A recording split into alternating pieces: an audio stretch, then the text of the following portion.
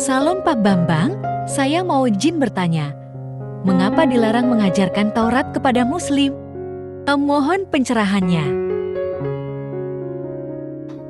Sebetulnya di balik hingar-bingar, carut-marut politik, ada tokoh yang namanya Abraham. Dari panggilan Abraham yang terjadi kira-kira 2000 tahun sebelum Masehi, jadi 4000 tahun yang lalu, sampai kesepakatan Abraham yang ditandatangani oleh negara-negara Arab dan Israel, kira-kira tahun 2020 yang lalu, itu nama Abraham selalu masyhur, seperti yang disebutkan dalam Alkitab. Kamu akan diberkati jadi bangsa yang besar, akan menjadi berkat, namamu akan masyhur. Maka kesepakatan Abraham itu berangkat dari kesadaran mereka-mereka yang merasa diri sebagai keturunan fisik Abraham, yaitu orang Israel dan orang Arab. Orang Israel dari jalurnya Ishak dan orang Arab dari jalurnya Ismail. Maka kesepakatan Abraham itu membangun, salah satu hasilnya itu membangun bersama-sama sinagoga, gereja, dan masjid.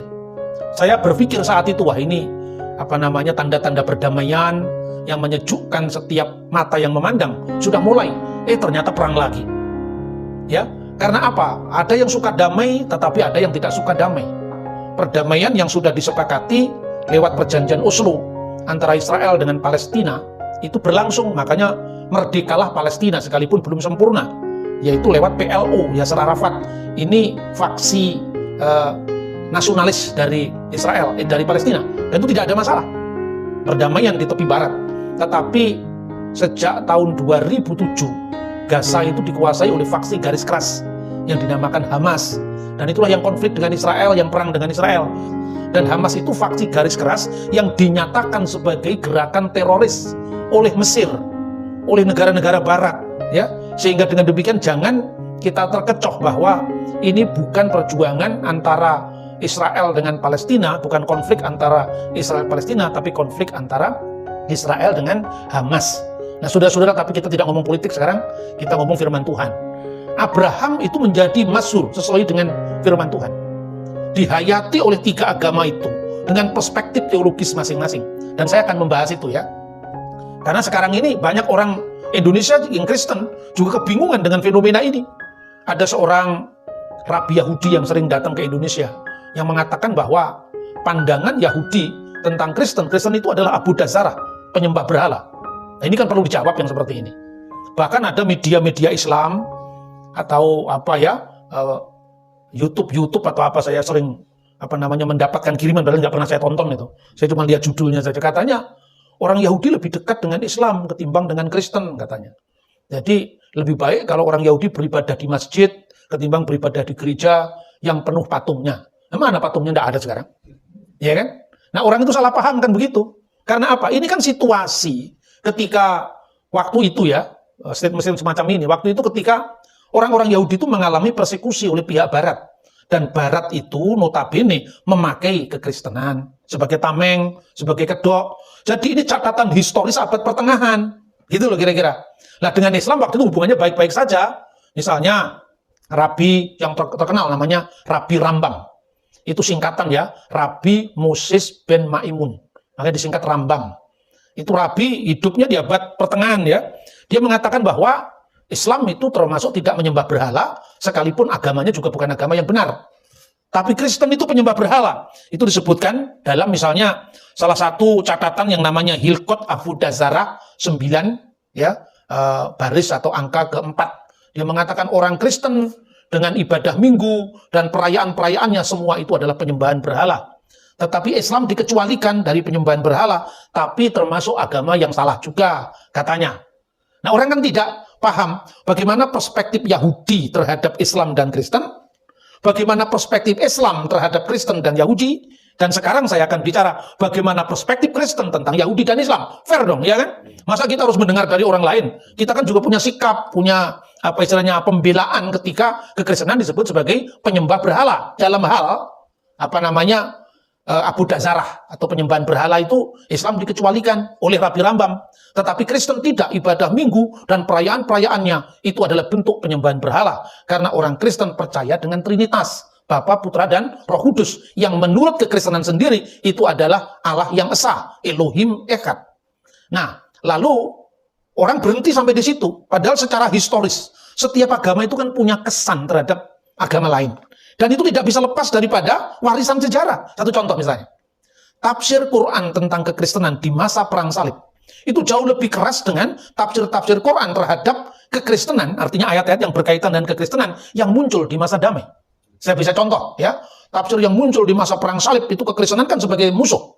Karena waktu itu sedang Perang Salib Islam, negara-negara Islam dengan negara-negara Kristen.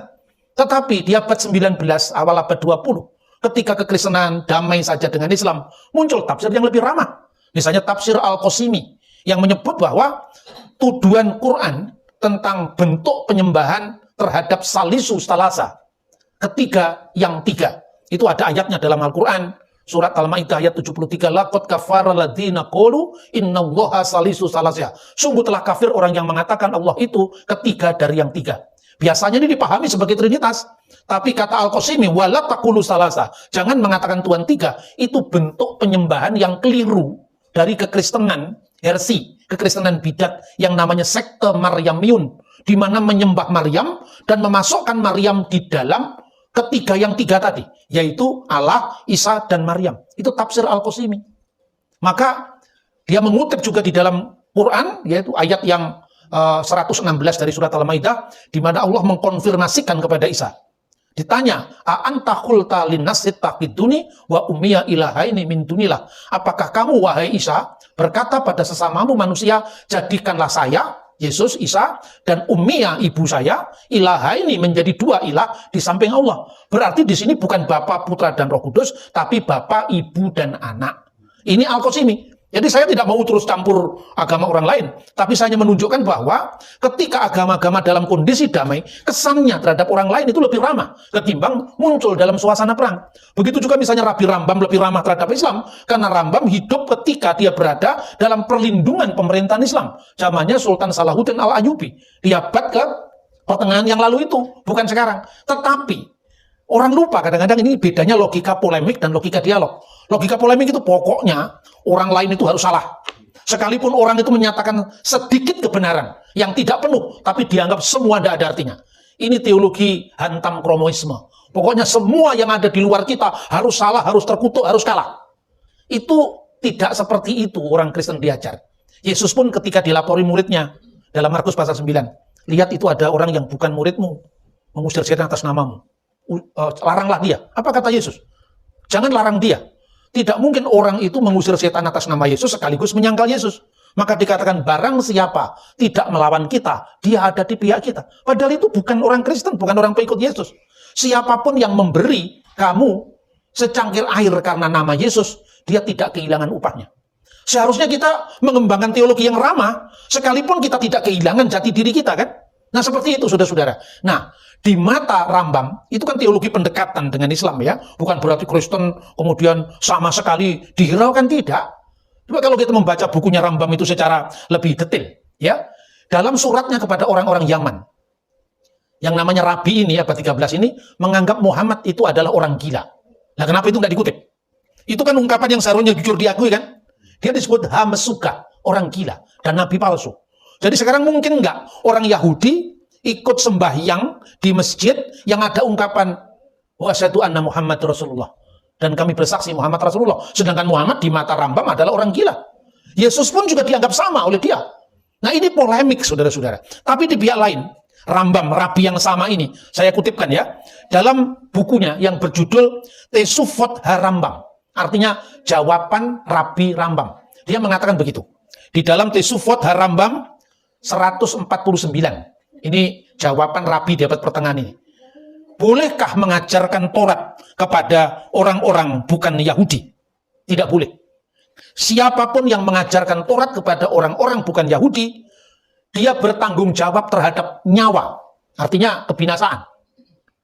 Lalu dalam buku yang sama ini, pada angka 149 dia mengatakan, tapi kamu boleh mengajarkan Taurat kepada orang-orang Kristen. Kamu boleh mengajarkan Taurat kepada orang-orang Muslim. Karena apa? Karena supaya mereka berbalik menerima kebenaran dari iman kita. Perspektif Yahudi. Kita kan dianggap salah sama Yahudi. Tetapi katanya, tidak boleh mengajarkan Taurat kepada orang Ismail, kepada orang Islam. Jadi kalau di mata Rambam, orang Kristen dianggap tidak lebih murni dari Islam dalam soal keesaan Tuhan, sebaliknya Islam dianggap tidak boleh kepada mereka diajarkan Taurat. Tidak boleh diajarkan Taurat kepada orang Muslim. Kenapa tidak boleh? Sementara Kristen boleh. Karena begini, salah satu dari mereka yang tidak bisa menerima kehidupan yang kekal di alam yang akan datang, olam haba, adalah satu. Mereka yang menyangkal kebangkitan orang mati. Itu ditujukan kepada sesama Yahudi, yaitu orang Saduki. Kedua, mereka yang, nah ini, disebut dengan orang-orang yang tidak mengakui asal-usul surgawi Taurat. Yaitu mereka yang berkata, VN Torah min Semaim. Mereka yang berkata bahwa kitab Taurat tidak berasal dari surga. Itu tidak boleh diajarkan kepada mereka Taurat, yaitu mereka yang berkata VN Torah mi Hasemayim. Bahwa kitab Taurat tidak berasal dari surga, dan itu disamakan dengan orang-orang yang disebut epikorsim, yaitu epikuros, filsafat Yunani yang menyangkal keabadian. Mereka tidak bisa masuk surga katanya. Islam diklasifikasikan sebagai mereka yang menyangkal asal-usul ilahi Taurat. Jadi berimbang dong pandangannya kan? Kenapa? Katanya Rabi Rambam. Karena orang Islam, kalau diajarkan Taurat, kalau cocok dengan keinginan mereka, mereka nganggap itu benar. Tapi kalau tidak cocok dengan keinginan mereka, menuduh Taurat kita palsu. Itu misalnya, Ulangan pasal 18 ayat 15. Kan dianggap itu menubuatkan Muhammad. Nabi mihirbeka me'aheka kamuni yakim leka adunai eloheka alaftismaun. Seorang nabi di tengah-tengahmu, di antara saudaramu, akan dibangkitkan bagimu, seperti aku, kamuni seperti aku, yakim leka akan dibangkitkan bagimu, alaftismaun, hendaklah yang kamu dengarkan. Lalu diartikan di tengah-tengahmu, nggak dibaca, di antara saudaramu, itu dibaca, ditekankan. Mu di sini adalah saudaranya Ishak, saudaranya Ishak adalah Ismail, padahal mu di sini suku Lewi. Saudaranya suku Lewi kan suku Yehuda. Musa dari suku Lewi, Yesus dari suku Yehuda. Dan kedua-duanya di tengah-tengahmu, bukan di luar kamu, di tengah-tengah Israel. Nah ini ayat sering dikutip oleh orang-orang Muslim, dianggap nubuat untuk Nabi Muhammad. Kalau itu cocok dengan pemikiran mereka, diterima. Tapi kalau nggak cocok, Taurat sudah dipalsukan. Maka kata Rabi Rambam, ketimbang kitab Taurat tidak dihargai, toh mereka tidak menerima kitab Taurat kita, maka jangan ajarkan kepada mereka. Mereka yang mengajarkan Taurat kepada orang yang tidak percaya Taurat, mengajarkan Taurat kepada orang-orang bukan Yahudi, itu namanya khayaf misa, yaitu bertanggung jawab atas nyawa.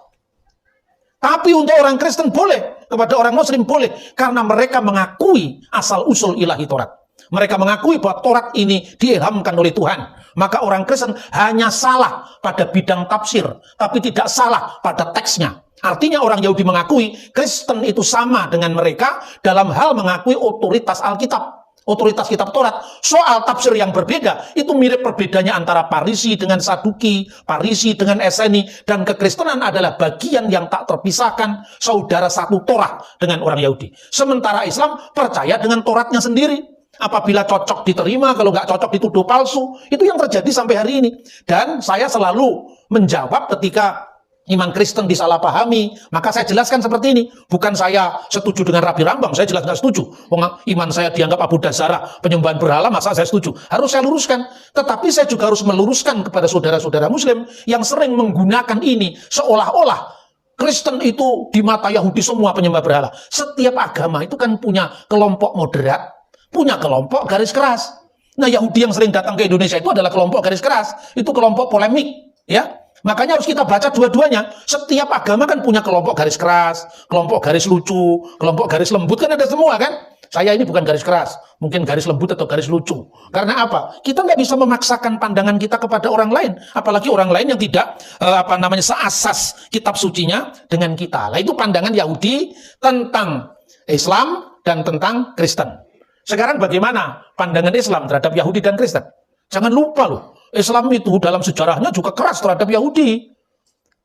Terhadap Kristen malah lebih lembut Islam itu. Misalnya, kalau Anda baca tafsiran Al-Fatihah, mulai dari Syekh Nawawi Al-Bantani, kakeknya wakil presiden kita, Ma'ruf Amin itu kan nulis tafsir yang berjudul Maroh Labid Tafsir An-Nawawi. Orang pesantren pasti tahu semua itu. Atau misalnya tafsir Jalalain yang sangat terkenal di dunia pesantren. Bagaimana dia menafsirkan Ihdinas siratal mustaqim siratal ladzina an'amta alaihim ghairil maghdubi alaihim waladdallin. Amin. Tunjukkanlah kami jalan yang lurus, yaitu jalan orang-orang yang kau berikan nikmat. Itu maksudnya jalan orang-orang yang diberikan hidayah oleh Allah. Bukan jalannya orang yang kau murkai. Ghairil maghdubi alaihim. Bukan jalannya orang-orang yang kau murkai. Diartikan apa di situ? Wahum al-Yahud. Mereka adalah orang Yahudi. Waladolin diartikan apa? Diartikan wahum an-Nasara. Dan yang sesat itu adalah orang Nasrani. Alladzina dolu anil Islam. Yang mereka tersesat dari Islam. Itu haknya orang Islam. Anggap Yahudi dimurkai Allah, Kristen sesat. Itu kan haknya Islam kan? Kita nggak boleh marah, ukurannya berbeda kok. Kalau saya ngomong sesat ya tenang-tenang aja. Kristen itu kafir Pak, ya kaum berpikir. Kafir itu. Makanya kita tidak terang mentah-mentah. Saya selalu mikir kok untuk memilih itu, saya mikir kok. Ya toh? Siapa orang-orang sesat? Itu adalah orang-orang Nasrani yang alladzina dulu anil Islam, yang telah keluar dari sesat dari agama Islam. Lalu kalau Anda membaca Quran, ini Anda bisa cross check semua.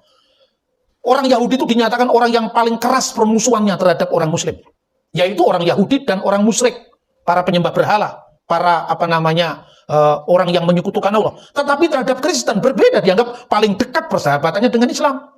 Dikatakan wala tajidanna aqrabahum mawaddatan lil ladzina amanu ladzina qalu inna nasara dzalika bi anna minhum qissisina wa rubbana wa annahum la yastakbirun. Tetapi orang-orang yang paling dekat, paling akrab persahabatannya dengan orang-orang beriman, maksudnya orang Muslim, adalah mereka yang berkata inna nasara, sesungguhnya kami orang Nasrani.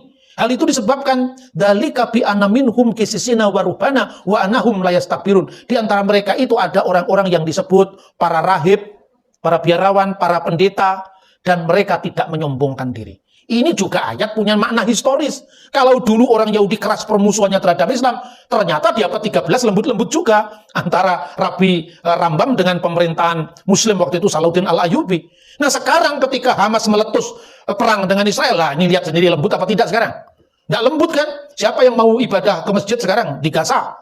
Ini kan soal sejarah ya. Jadi situasi berubah, kadang-kadang apresiasi kita terhadap pihak lain itu juga berkembang. Itulah pandangan Islam tentang Yahudi dan Kristen. Nah sekarang baru, itu hak kita sekarang yang bicara. Bagaimana pandangan Kristen tentang Yahudi dan Islam. Kan begitu kan? Nah tadi kan kita sudah dipandang orang lain. Masa kita disuruh merem saja? Kita sekarang waktunya juga memandang orang lain di luar kita. Nah saudara-saudara, dalam iman Kristen, tauhid atau keesaan Allah itu dibagi 3. Sistematik yang pertama adalah, ini sistematik dari saya, monoteisme setan, satanic monotheism. Kenapa? Dasarnya di dalam Yakobus pasal 2:19. Kamu percaya Allah itu satu, itu baik. Tapi setan-setan pun percaya itu dan gemetar. Jadi setan percaya nggak kalau Allah itu satu? Percaya Pak. Setan percaya kalau Allah itu satu, bahkan gemetaran melihat Allah itu satu. Tapi setan itu monoteisme hanya di bibir, lain di hati. Ya toh?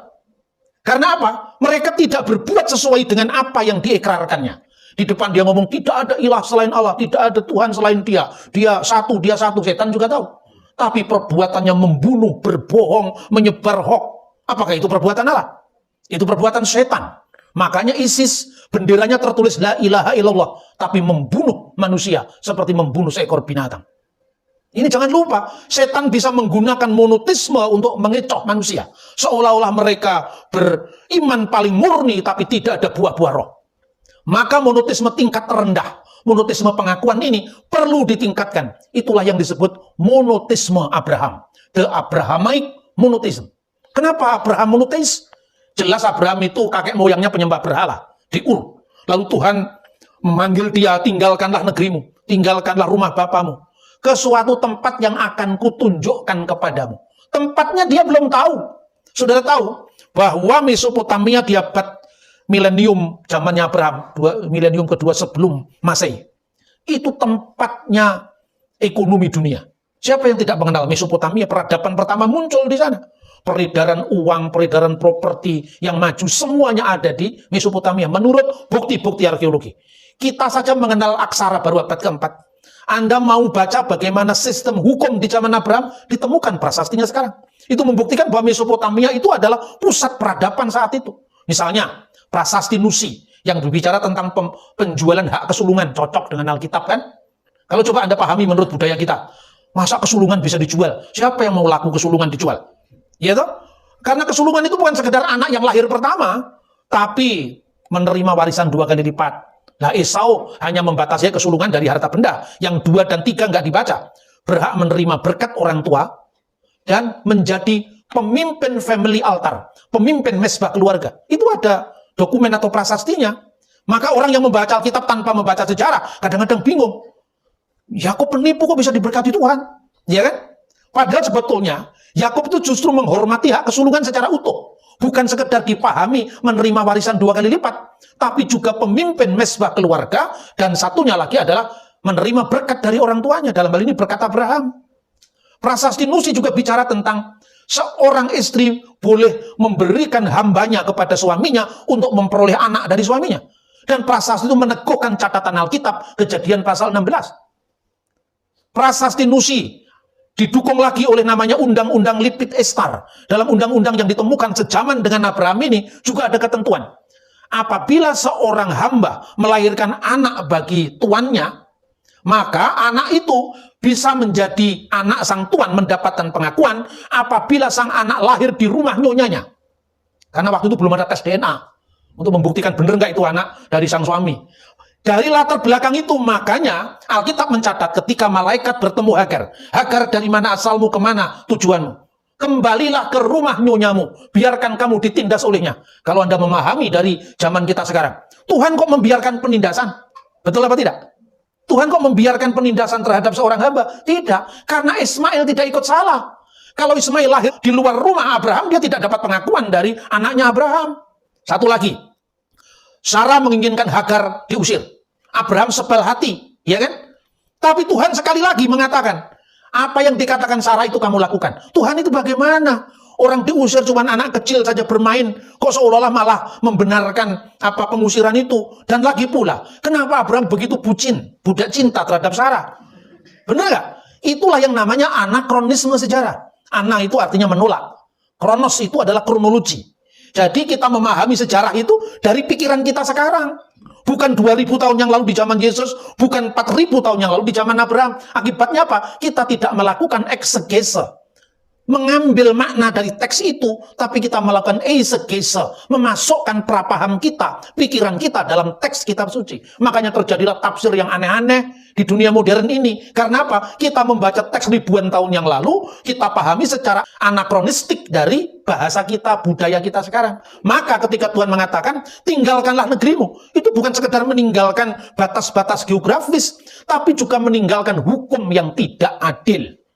Nah, itulah sebabnya ketika terjadi semacam kecelakaan sejarah ini kan, Sarah memberikan Hagar kepada suaminya. Karena apa? Bukan karena dia semata-mata baik hati, tidak, karena dia malu.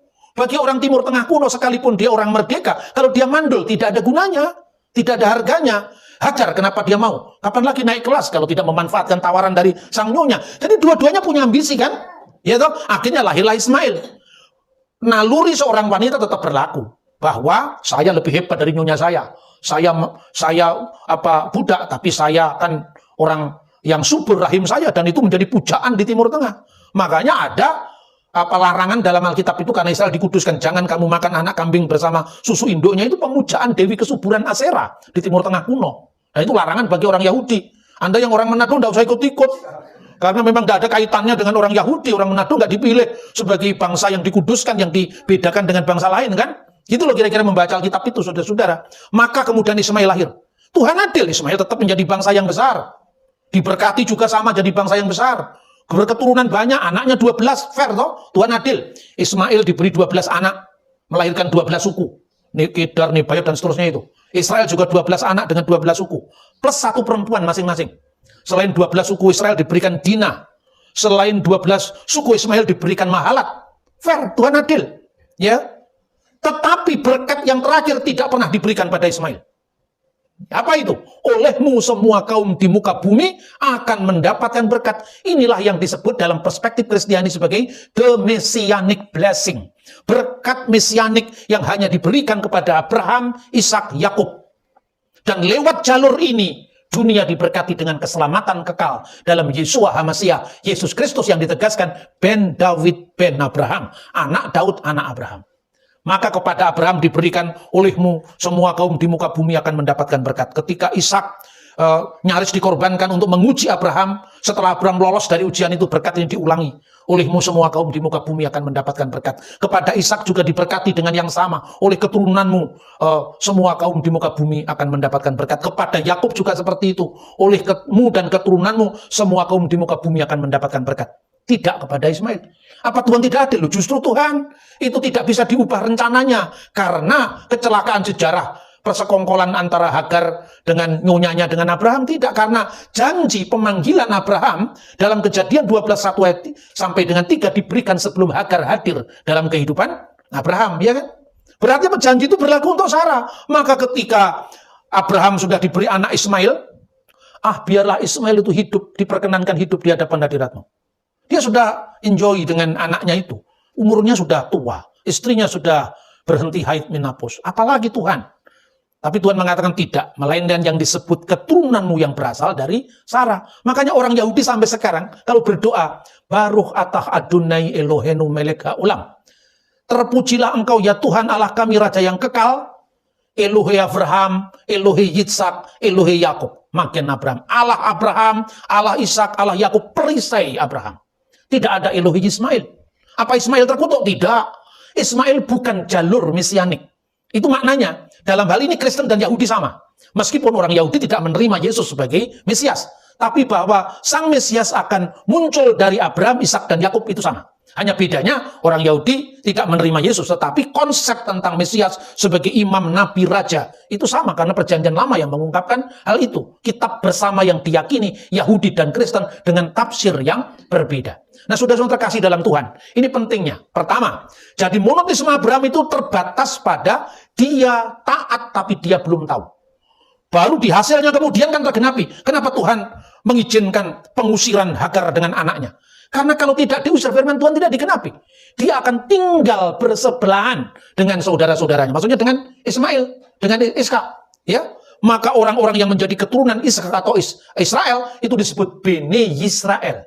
Ya, sementara keturunan Ismail disebut sebagai Bene Hamidbar, anak-anak padang gurun. Dan itu yang dicatat dalam Kejadian pasal 20 digenapi sekarang. Israel tinggal berhadapan dengan saudara-saudaranya, bangsa Arab. Maka sudah benar resolusi 181 PBB itu. Dua negara dalam koeksistensi damai itu sudah benar. Yang salah Hamas. Hapuskan Israel dari peta dunia. Lah itu kok ngajak damai bagaimana? Kesepakatan anak-anak Abraham secara fisik loh ya. Ismail itu anaknya Abraham. Ishak anaknya Abraham. Maka kesepakatan Abraham harus menghormati dari antara anak-anak Abraham. Bahwa di antara 3 anak-anak Abraham dalam konteks agama masih berbeda. Sejarah belum selesai bro. Sejarah belum berakhir. Ini bukan the end of history. Ini sejarah sedang berlangsung. Dan kita umat Kristiani percaya. Pada akhirnya nanti. Seluruh yang ada di bumi, di bawah bumi, di atas bumi mengaku Yesus Kristus adalah Tuhan bagi kemuliaan Allah Bapa. Amin. Kita percaya itu, tapi sejarah sekarang sedang dalam penggenapan. Sejarah belum berakhir. Maka orang yang bertanya kepada saya, kenapa orang Yahudi tidak terima Yesus? Belum semua. Jadi kalau dijawab, jangan malah jadi minderwaardheid kompleks. Kenapa orang Yahudi, di mana Kristen sendiri muncul di sana kok malah ditolak? Belum selesai. Sejarah belum selesai. Sejarah sedang berlangsung. Imani apa yang dikatakan dalam Alkitab Perjanjian Baru. Akan datang saatnya. Nanti semua orang bertobat termasuk umat pilihannya. Karena lewat Israel ini terjadi Mesias yang akan menjadi berkat bagi semua bangsa. Nah terakhir sekarang. Iman Abraham, ya, yang disebut Abrahamic monotheism. Yang terakhir iman kepada Allah yang esa di dalam Yesus Kristus. Inilah yang disebut the Trinitarian monotheism. Monoteisme di dalam Bapa, Putra, dan Roh Kudus. Jadi dasarnya apa? Dasarnya Alkitab sendiri Yesus yang mengajarkan kepada kita kok bro. Oke Pak Bambang, penjelasan Anda sangat mencerahkan dan menguatkan iman kami. Terima kasih Tuhan Yesus memberkati.